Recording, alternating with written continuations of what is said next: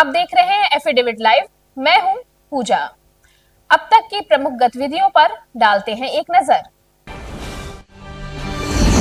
इन दिनों गोरखपुर शहरी क्षेत्र में सरकारी और गैर सरकारी निर्माण कार्य तेजी से हो रहे हैं।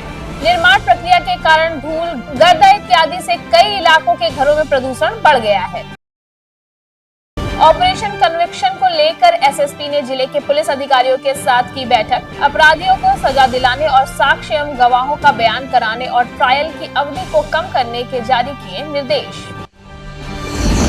आगामी 26 फरवरी को आयोजित होने वाले महाशिवरात्रि पूजन एवं अन्य धार्मिक अनुष्ठानों के संपादन के संबंध में आयोजित बैठक में सदर सांसद ने की चर्चा। बहुमंजिला भवनों में आग लगने वाली घटनाओं पर अंकुश लगाने और उससे निपटने के लिए अग्निशमन विभाग और जिला आपदा प्रबंधन प्राधिकरण ने लोगों को प्रशिक्षित किए जाने के लिए जिला कलेक्ट्रेट में आयोजित किया जागरूकता कार्यक्रम। और सेंट जोसेफ स्कूल गोरखनाथ ने अपनी स्थापना के 25 वर्ष पूरे होने के अवसर पर विविध सांस्कृतिक कार्यक्रमों का किया आयोजन। और अब गतिविधियां विस्तार से। इन दिनों गोरखपुर शहरी क्षेत्र में निर्माण कार्य तेजी से हो रहे हैं। इसमें सरकारी और गैर सरकारी दोनों क्षेत्र शामिल हैं।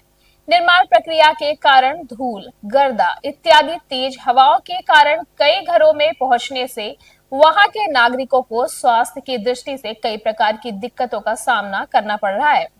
हमारी एफिडेविट टीम ने ऐसे ही कुछ स्थानों का भ्रमण किया और पाया कि लोगों ने इस प्रकार की दिक्कतों से बचने के लिए अपने स्तर से कई इंतजाम किए हैं। हालांकि क्षेत्रीय प्रदूषण कार्यालय का मानना है कि अभी प्रदूषण का एयर क्वालिटी इंडेक्स काफी कम है।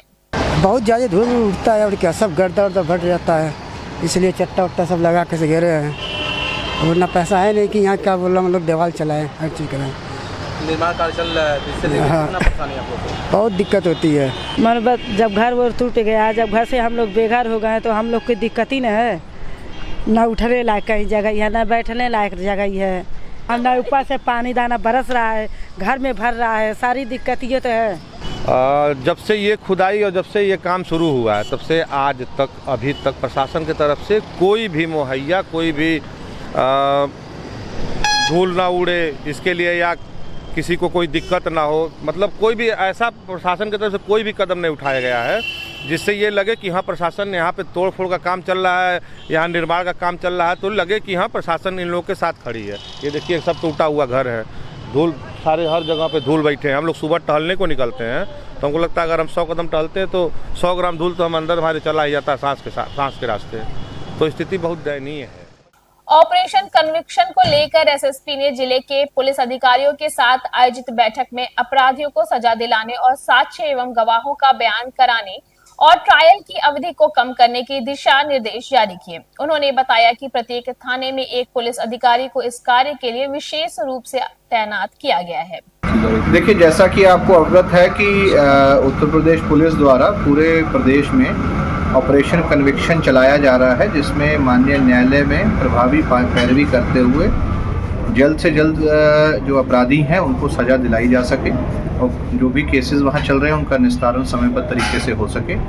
इसी के उपलक्ष्य में जनपद गोरखपुर में एक नई व्यवस्था शुरू की गई है, जिसमें हर थाने में एक सब इंस्पेक्टर को नोडल बनाते हुए सब इंस्पेक्टर प्रोसिक्यूशन के रूप में नियुक्त किया गया है, जिनका विशेष काम जो रहेगा वो हमारे जो डीजीसी क्रिमिनल हैं और जो हमारे जेडी प्रोसिक्यूशन, जो उनकी टीम न्यायालय में लगातार पैरवी करती है, उनके साथ समन्वय बनाए रखना। समय समय पर माननीय न्यायालय द्वारा जो भी सूचनाएं मांगी जाती हैं, जो सम्मन्स और वारंट्स जारी होते हैं, बेल कमेंट्स मांगे जाते हैं, क्रिमिनल रिकॉर्ड मांगा जाता है और अन्य जो प्रोसेसेस वहाँ से जारी होती हैं उन्हें समयबद्ध तरीके से उनका कंप्लायंस होना और साथ ही साथ जो हमारे विटनेस हैं उनको समयबद्ध तरीके से वहाँ पर प्रोड्यूस कराना, ताकि ट्रायल की प्रक्रिया की अवधि कम की जा सके और जो आपराधिक मामले वहाँ पर चल रहे हैं, जो ट्रायल चल रहे हैं, उनको संपन्न कराते हुए अपराधियों को जल्दी से जल्दी सजा कराते हुए एक मैसेज जाए कि ऑपरेशन कन्विक्शन जो है वो सफलतापूर्वक यहाँ पर काम करे।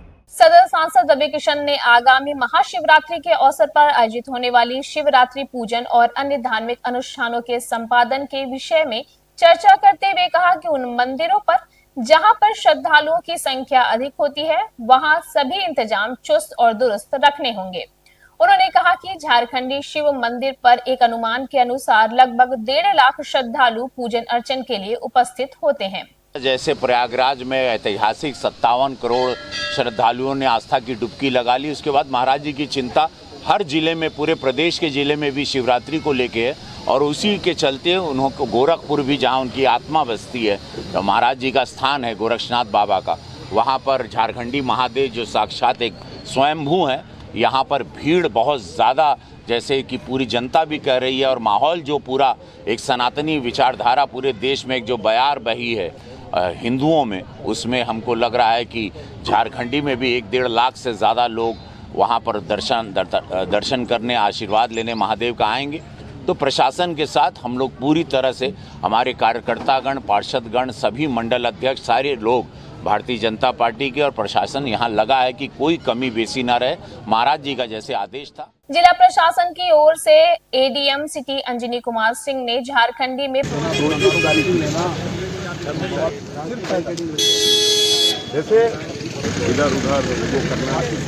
प्राचीन शिव मंदिर पर लगने वाले मेले और पूजन दर्शन की व्यवस्थाओं का निरीक्षण करते हुए वहां विभिन्न जन सुविधाओं और व्यवस्थाओं का जायजा लिया। महाशिवरात्रि को सफल रूप से संपन्न कराने के लिए आज पुलिस प्रशासन की तरफ से, हम लोग की तरफ से और नगर निगम की कंबाइंड टीम ने निरीक्षण किया है और जो भी व्यवस्थाएं यहाँ होती आई हैं उन व्यवस्थाओं को हम लोग सुचारू रूप से संपन्न कराएंगे। इसके साथ साथ जो लोकल पार्षद जी थे और जो मंदिर प्रशासन की तरफ से लोग थे, उनकी तरफ से भी हम लोगों ने बताया कि इनपुट ले लिया है कि उन्हें और बेहतर कराने के लिए किन किन चीज़ों की आवश्यकता है, उसको हम लोग धरातल को उतारने का प्रयास कर रहे हैं। वो हम लोग के यहाँ 2 शिफ्ट में, कम से कम 2 शिफ्ट में पुलिस फोर्स पूरी तरीके से तैनात रहेगी और जैसा कि बताया भी गया है कि मंदिर प्रशासन की तरफ से भी उनके स्वयंसेवक रहेंगे और महिलाओं की सुरक्षा के विषय हम लोग पूरी तरीके से तैयारी देखेंगे। बहुमंजिला भवनों में आग लगने वाली घटनाओं पर अंकुश लगाने और उससे निपटने के लिए अग्निशमन विभाग और जिला आपदा प्रबंध प्राधिकरण ने लोगों को प्रशिक्षित किए जाने के अनुक्रम जारी रखे हैं। जिला अधिकारी कार्यालय परिसर में इस संबंध में एक प्रशिक्षण शिविर के माध्यम से लोगों को जागरूक किया गया।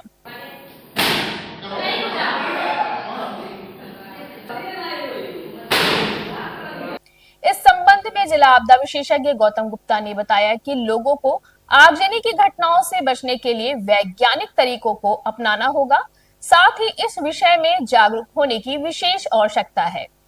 देखिए, अभी कुछ दिन पहले हम लोगों ने JCI स्वराज और फायर ब्रिगेड के माध्यम से हम लोगों ने एक बसंत एनक्लेव में एक ट्रेनिंग प्रोग्राम हम लोगों ने कंडक्ट कराया था फायर को लेकर के।